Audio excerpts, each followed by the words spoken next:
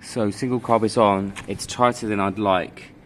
I mean, there's quite a gap in there. I'm not sure it would restrict air, but it's tighter than I'd like. I think the whole point is that you remove the air box normally. With John's permission, I'll do that, because then you could have a so you'd still have these. I think they're separate. Just this front bit would move, and then you could have a pancake filter or something there. I believe that's how it should work. But at the time being, I probably will take that off to make sure it's got enough air. We can always put it back on. But yeah, but this is pretty cool. We've got that carb on now. From a kind of setup point of view, I don't know how set up it is. I know that the throttle's not, that there's slack in the throttle, which is good, the cable. And then it would be the normal kind of setting up the idle and stuff.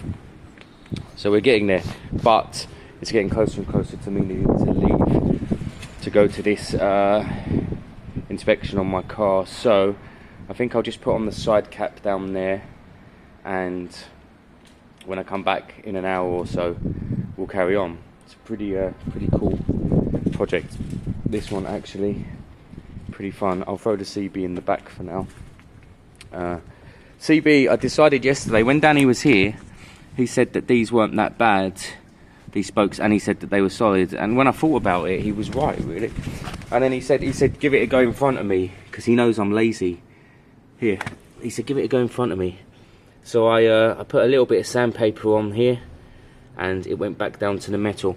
And John was saying that these weren't shiny anyway. They were anodized, or whatever it's called.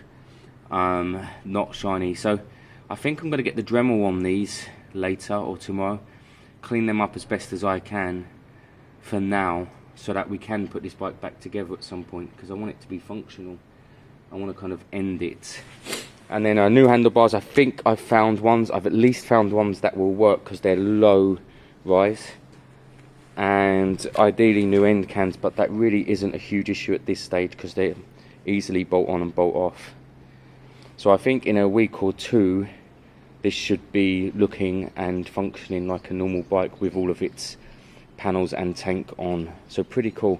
But yeah, I'll be back in an hour or so, and we'll carry on with the Triumph. In fact, we'll attempt to fire it up.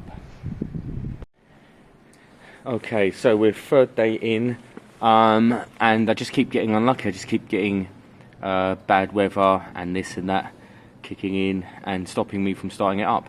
So last thing it needs, a couple of bolts on the top, 4 bolts in the middle, 2 side panels there, this side panel here, and some fuel. And I'll check the battery's connected. We might have disconnected it. And then we should be able to fire this up. The carb sits closer to the airbox than I like. There's the gap. Possibly slightly restricting air, but probably not. I think we can take that off if needed. We can take that airbox off. No issues there at all. We'll just pop it off. And what you can do is you can then get a pancake filter on the airbox there, and you can get a rounded panel here, and it all fits really nicely, and it looks a bit like the older T120 or the tr6. So I'm going to do these last bits, and then try and fire it up on camera, of course. Steve messaged me. He has the Glera DNA. You saw it up and running the other day. It's broken down. And people kind of say to me all the time, why do I dislike these bikes so much? This is why I dislike this bike so much. It was running beautifully the other day, and now it's broken down. Chances are the fuel pump isn't pumping fuel. It's a mechanical one. They constantly break. You constantly put in new ones. It constantly costs a fortune, and it's just not functional. The only way to change it would be to run some sort of fuel tank in the hatch above, where the helmet store is, directly down into the carb. That's absolutely the only way this would work. But I'll see if I can rescue Steve later today. If we're lucky, it will be a split hose or something, so it's not sucking the pump. Right, let me get this back together as best as I can, and we'll go for a fire up. So at this stage, everything's nipped and buttoned. I'm going to be running this fuel system. All I want at this stage is an idle. Just want it to be able to sit for 2 minutes and idle and circulate its fuel. But this being my channel, absolutely anything could go here. It could not start up, it could blow up, blah blah blah. There's just, you know, my channel is my channel, and stuff like that tends to happen. So let me get some fuel in, and then I'll switch the camera back on. We'll give it a few kicks, and we'll see how lucky we are if we can get it idling. I'd be very happy with an idle at this stage, and we'll kind of go from there with everything else, the throttle response, you know. Now the fuel's in there but not switched on. Ideally I would have cleaned the carb before any of this, but I'm just going to give it a shot and see what happens. That's what we do.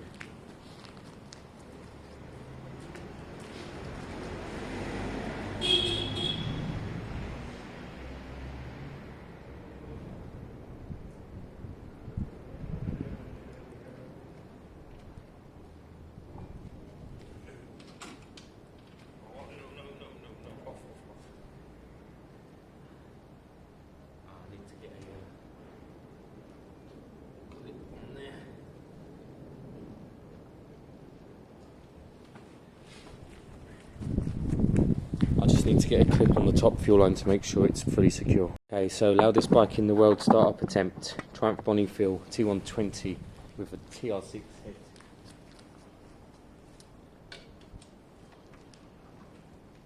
I'm almost a bit nervous. No advance.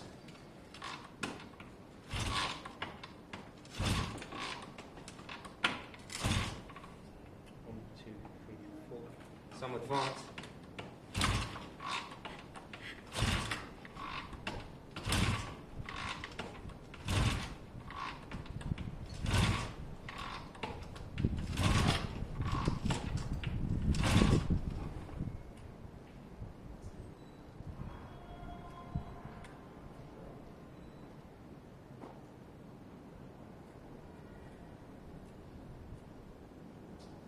There you go.